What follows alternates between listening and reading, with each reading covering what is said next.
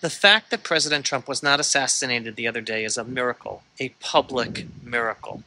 Watch this short video. We see something that said, take a look at what happened. We see something that said, take a look at what happened. Trump himself has said, and I'm quoting, "A last millisecond head tilt likely saved his life as slowed down footage shows the bullet grazing his ear." Trump says he turned his head to look at the illegal immigration statistics that were on the big screen at his rally. Quote, "That chart that I was going over saved my life," Trump reportedly told former White House doctor Ronnie Jackson. "The Border Patrol saved my life." Right? He said it straight out. "If I hadn't pointed at that chart and turned my head to look at it, that bullet would have hit me right in the head." And that is why in his public post online, Trump attributed the miraculous event to God directly. And I'm quoting, "Thank you to everyone for your thoughts and prayers yesterday, as it was God alone who prevented the unthinkable from happening. We will fear not, but instead remain resilient in our faith and defiant in the face of wickedness." End quote. Now I want to share with you a tweet by Jewish journalist Jake Turks, who is a White House correspondent. And Jake wrote the following. "Here's something I've shared with just a handful of people. In 2016, just minutes after President-elect Trump clinched his first election victory, I had the opportunity to ask him about his historic win. Pointing to the ceiling, the president-elect attributed his electoral success to the one above. Later, a respected Kabbalist confided in me that President Trump missed a huge opportunity by failing to declare in public that which he told me in private. Trump ought to have publicly acknowledged the role played by God.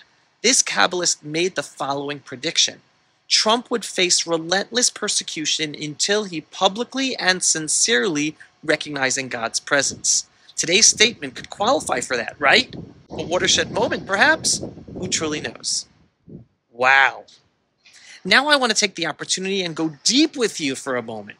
Because people say, oh, it's easy to thank God for good things, but do you thank God for bad things, right? That is usually used as a way to bash one's belief in God. I know people have asked me that. I don't know if they've asked you that.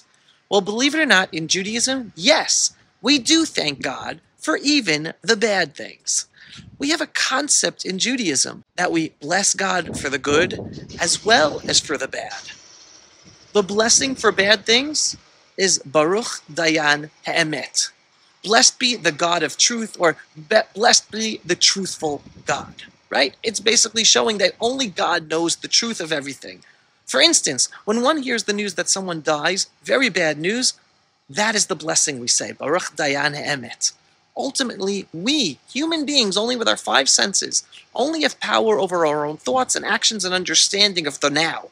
Everything else is up to God above. And yes, we thank Him for the good, and we thank Him for the bad, because God understands the overall big picture plan of thousands of years of humanity, where we've been, where we're going, while we, puny humans, we only understand a finite perspective with our five senses without the whole understanding of God. We can still be mad at God for bad things that happen to us, but ultimately, we have to realize that everything has its purpose, good or bad, for happening, even if it saddens us, maddens us, and makes no sense to us. So while some people might look down upon those of us who have strong belief in God above, mocking us for trivializing life as if we are using belief as an excuse to make life easier, my message to them is simple. Belief in God is a powerful tool in life that helps one get through life, not escape the problems, but deal with them in a way that it is then easier to move forward and continue being productive with a focus on purpose and not getting bogged down with the sadness and the madness, etc. Despite the true sadness one feels and the tragedies that one experiences, and we're all going to experience tragedies. My prayer is that more people work on their belief in God above because it is so very powerful. It's not for God. He doesn't need our belief in Him. It's for you and me. With that, I want everyone always to be thankful and grateful for what you have.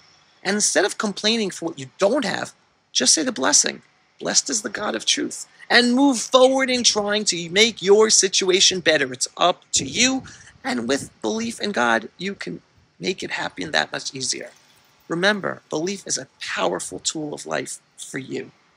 And going back to President Trump, may we all publicly recognize and be thankful to God in all instances, and may God watch over our leaders, President Trump and Prime Minister Benjamin Netanyahu, watch over their health, make sure the evil actors of the world fail in their evil plans to destroy America, to destroy Israel, to destroy the God belief system and the God-given values of morality in our world today.